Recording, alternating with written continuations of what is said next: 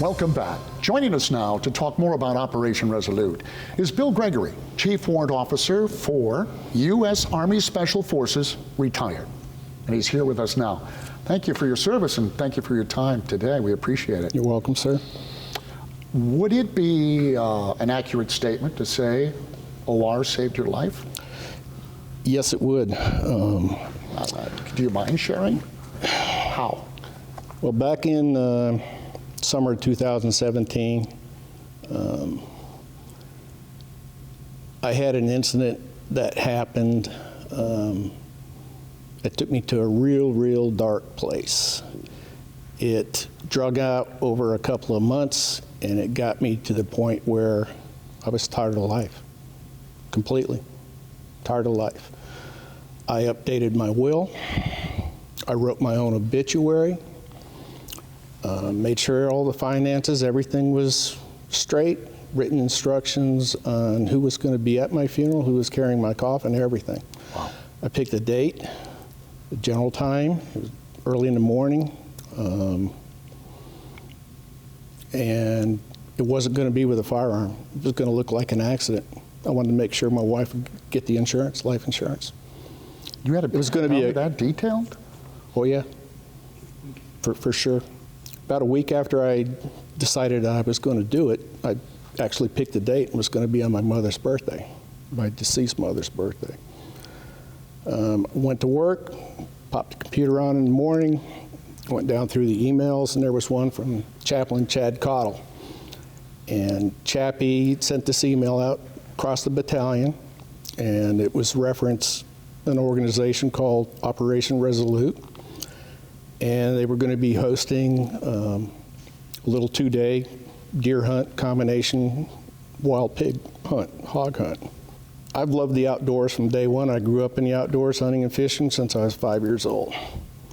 I'd lost all the enthusiasm for it completely. So I saw this little email and it piqued my interest. And I used that as the excuse for going and seeing the chaplain. So I went and I sat down with Chad and I started to talk with him about this trip. And it didn't take too long after that, I decided to open up to him about what was going on with me a little bit. And then it opened more and more. I was on active duty for 27 years, another almost 15 as a Department of the Army civilian training specialist. I've seen a lot.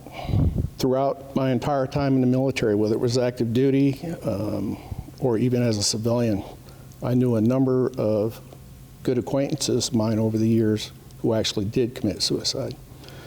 The desk that I sat at before I retired was occupied by an active duty sergeant first class before I sat there. That individual committed suicide right in front of his family. How did this save your life? I mean, it's interesting that you have your death planned to, every T is crossed, right? And now, So did this provide you an opportunity to talk? That's what it sounds like. I mean, so it ended up there was 4 guys that went on this trip. Mm-hmm. There was another guy like me, old graybeard, a retiree from the active duty side, but civilian trainers with all the experience passing it on to the next generation. There was 2 active duty guys. Now those 3 other individuals, I didn't know them before this trip. I hadn't met them. Even though we all work out, based out of Camp McCall, we're all in our own little world, doing our thing. And one of the things the guys from OR will tell you,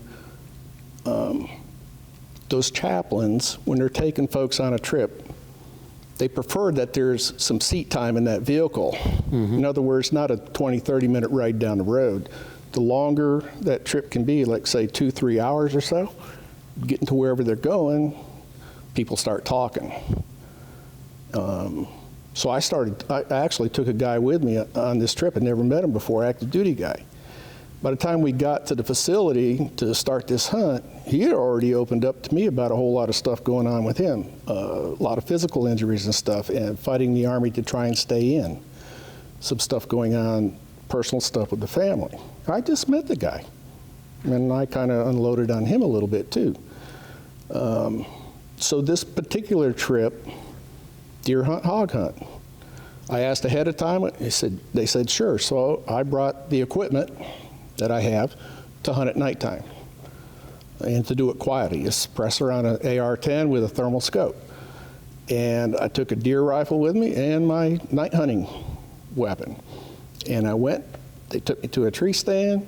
I watched deer, critters. I didn't have any urge to shoot anything. I just watched them, enjoyed the quiet, the peace, the solitude, and I just relaxed. And the stuff that was going on with me, I just kind of thought it over a little bit deeper than I had before. I knew I was going down a path that some of my friends had been down, and I started thinking about my wife and my daughter a little bit more. I was kind of selfish up until that point. And it just hit me. It took me a long time to find out truly what my purpose in life was. I thought it was serving my country for 40 plus years. That was pretty neat, but that wasn't my purpose. My purpose is to help others in the same situation I was in, and maybe along the way, introduce them to my Lord and Savior, Jesus Christ. I mean, it's a story I wish I could say was unique, but I'm guessing there's probably an awful lot of individuals that has helped in the same position you're in. They don't realize it. They don't. They don't realize it. Why is that? What is the? Is it such a closed, tight brotherhood? It's hard to talk about it with anybody who hasn't actually lived it? I'll be 64 here in a couple of weeks. I'm one of the guys they call a graybeard, the old timers. I can tell you from personal experience with a lot of my peers, not all of them, but a significant group of them, seeking any kind of help for issues, whether it's family, marriage, mental health, whatever, alcohol, drugs, you name it. It's considered a sign of weakness. The problem I have with that is there was no sign of weakness in all that training that you went through just to earn that right to wear that beret. It took me 18 months of hard training to earn the right to wear that.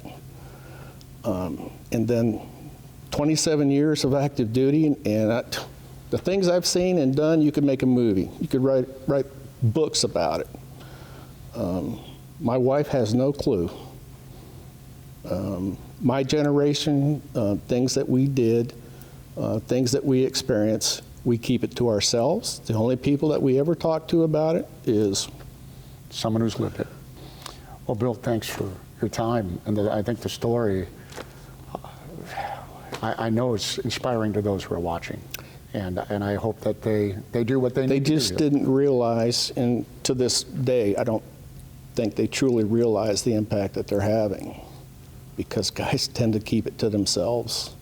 I wrote Joel maybe 2 months after that trip and kind of opened up to him about what it meant to me personally, because in the end, that trip went down a week before I decided I was going to do it. I don't know if you believe in coincidences. I don't.